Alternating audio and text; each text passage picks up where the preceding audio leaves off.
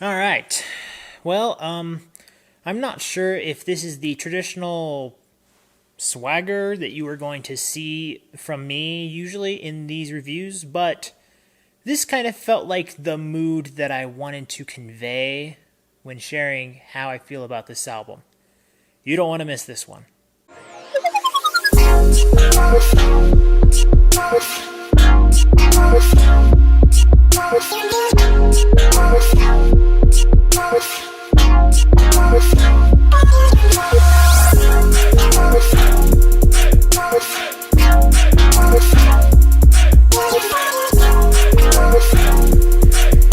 Welcome to Y.E.S, everyone. Today we're going to talk about Everything Fades to Blue, the third studio album released by Sleepy Fish. I don't know a whole lot about this artist yet, but I feel that this is probably quite the sudden path for this artist, because despite this being the third album released, Sleepy Fish has done this for a very short period of time. His first album came out last year, and apparently his second one came out earlier this year.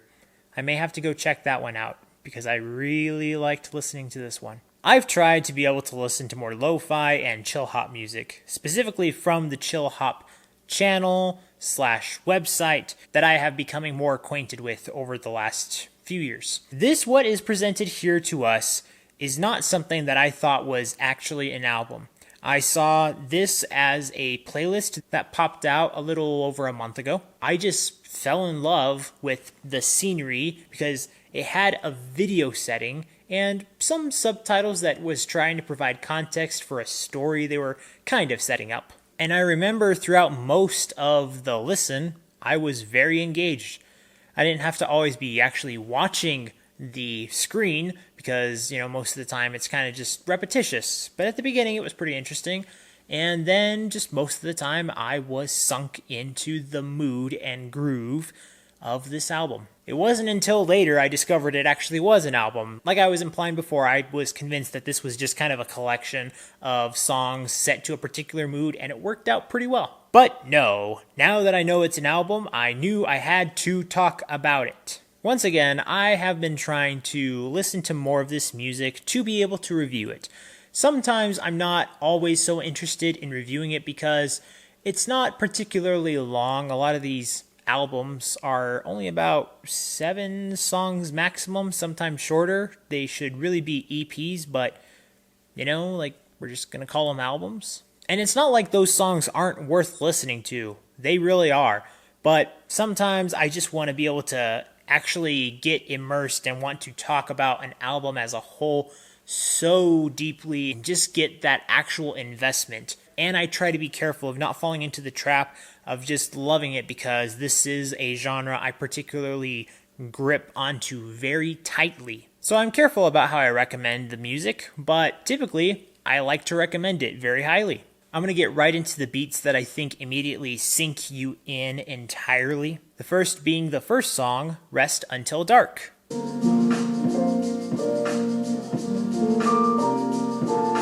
And then the second one, which is the 8th track, and I think it just kind of follows some of the same groove, is the song Woodpecker.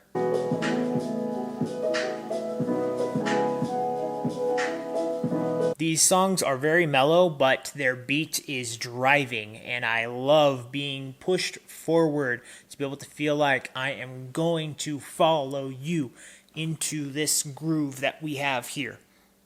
Kind of notion. Sleepy Fish also does a pretty good job of allowing the piano in many of the songs in this album to play around with the melodic background. And then there are moments where he chooses to not include the piano as much or kind of edge it to the side a little bit.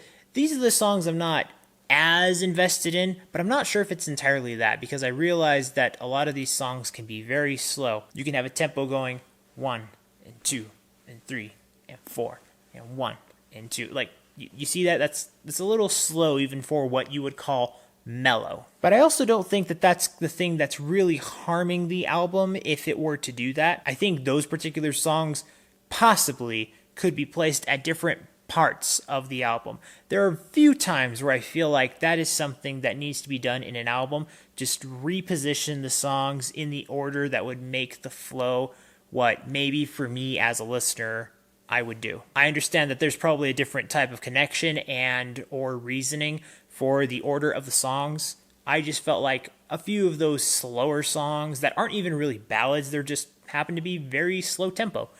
I think they could have been repositioned, but I don't strongly feel like my notion of that should really hinder the album for a recommendation. There are other songs like Backyard Puddles that have outdoorsy songs, kind of like Seagulls, The Air, The Waves. Those songs provide additional elements that give you an idea of what's the setting. Evidently, you can probably get a pretty vivid idea from this album cover, but let's just take that out for a moment, because sometimes not everyone's going to get that. If your music can actually convey that, and some people do this with, the settings of rain or crawling through the bushes or footsteps, just, a lot of elements that could be hinted that way. I think he chose right moments to be able to do that within this album. Now, I am sure that there is more that I wish that I could convey based on the feelings that I experience when listening to this album. There are definitely songs that latch themselves to me stronger than others, but the overall mood of this album definitely is one that I can say I think people could get a real experience listening to this album. And I don't entirely predict that everyone is going to experience it in the exact same way, but I think because of the elements, once again, that Sleepy Fish decides to include in a majority of the songs in here, people can already get an idea where they're supposed to be placed while experiencing this. I can honestly see myself on a ship like that and just cruising around, exploring island per island or whatever's left over in this vast sea of the unknown, which is a lot of the mood that you get out of Chillhop music per se. I think that this album actually does its job exceptionally well. So, after having listened and reviewed this album, I'm going to give production an A+, I'm going to give creativity an A-, expression and lyrics an A, and this album is going to get... Yes! Thank you. This is another Y.E.S album where I feel like I'm just enlightened. My heart is not really overswelled with this excited mood to be able to get all of you really into this. I feel like this is something that I'm definitely going to introduce lightly. This album is not supposed to give you a thrill. It is supposed to touch your heart with joy. And I think it can especially do that when you feel like you might be in this giant ocean like this, maybe a little lost, but maybe you have a little help along the way. Isn't that beautiful? As always, guys, thank you so much for watching. Be sure to follow me in my social media links down in the description below, and be sure to leave a like for the video as well as a comment down below if you want to engage with me. And remember, if you want to discover, promote, and review the best in entertainment, be sure to subscribe to this channel so you can get that yes in your life. See you next time.